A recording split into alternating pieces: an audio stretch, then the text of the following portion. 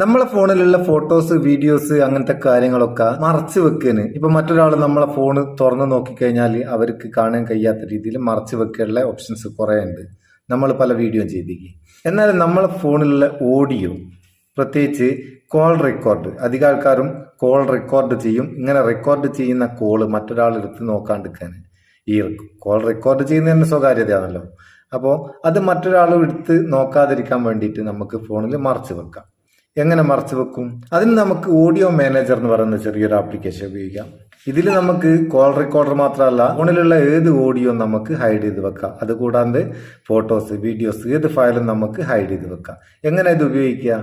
ഈ audio മാനേജറിന്റെ link ഡിസ്ക്രിപ്ഷനിലുണ്ട്. അവിടെ നിന്ന് ഡൗൺലോഡ് ചെയ്യുക. ഡൗൺലോഡ് ചെയ്തിട്ടൊന്ന് ഓപ്പൺ ചെയ്യുക. ഓപ്പൺ ചെയ്താൽ ഇങ്ങനെ വരിക.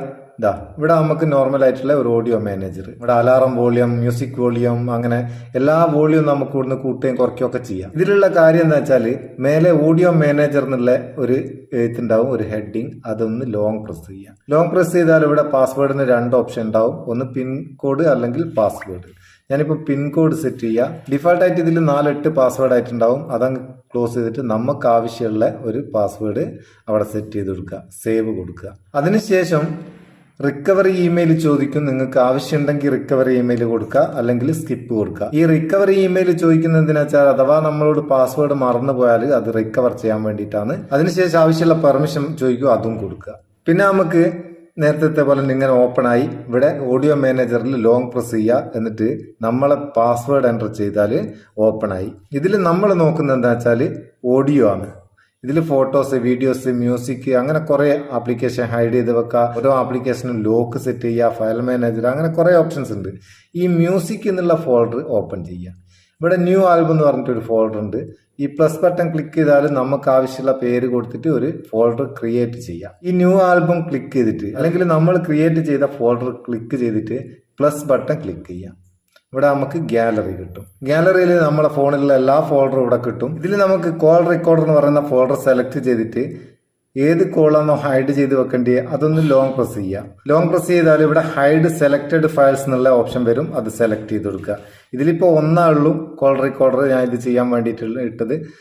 നിങ്ങളെ ഫോണിൽ ഒരുപാടുണ്ടെങ്കിൽ ഓൾ സെലക്ട് കൊടുക്കുക. ഇവിടെ ഹൈഡ് സെലക്റ്റഡ് ഫയൽസ് എന്നുള്ള ഇതൊന്ന് ക്ലിക്ക് ചെയ്ത് കൊടുത്താൽ ന്യൂ ആൽബം എന്നുള്ള അതൊന്ന് ഓക്കെ കൊടുക്കുക. ഇനി നമുക്ക് ബാക്ക് വന്നാൽ നമ്മളെ ന്യൂ ആൽബം എന്നുള്ള ഈ ഫോൾഡറിൽ നമ്മളെ കോൾ റെക്കോർഡർ അവിടെ ഉണ്ടാവും. അവിടെ നിന്ന് നമുക്കിത് ഉപയോഗിക്കാം.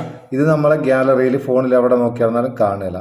വീണ്ടും നമുക്കിത് എടുക്കണമെങ്കിൽ ഓഡിയോ മാനേജർ ഓപ്പൺ ചെയ്തിട്ട് നമ്മൾ കൊടുത്ത ആ പാസ്വേഡ് എൻ്റർ ചെയ്താൽ മാത്രമാണ് ഈ ഓഡിയോ മാനേജർ ഓപ്പൺ ആവും. അത് ഓപ്പൺ ആക്കിയതിന് ശേഷം നമ്മളെ ഫോൾഡറിലുള്ള ആൽബം നമുക്ക് എടുക്കാം. ഇനി നമുക്കിത് അൺഹൈഡ് ചെയ്യണമെങ്കിൽ, വീണ്ടും തിരിച്ച് ഗാലറിയിലേക്ക് കൊണ്ടുവരണമെങ്കിൽ ലോങ് പ്രസ് ചെയ്യുക.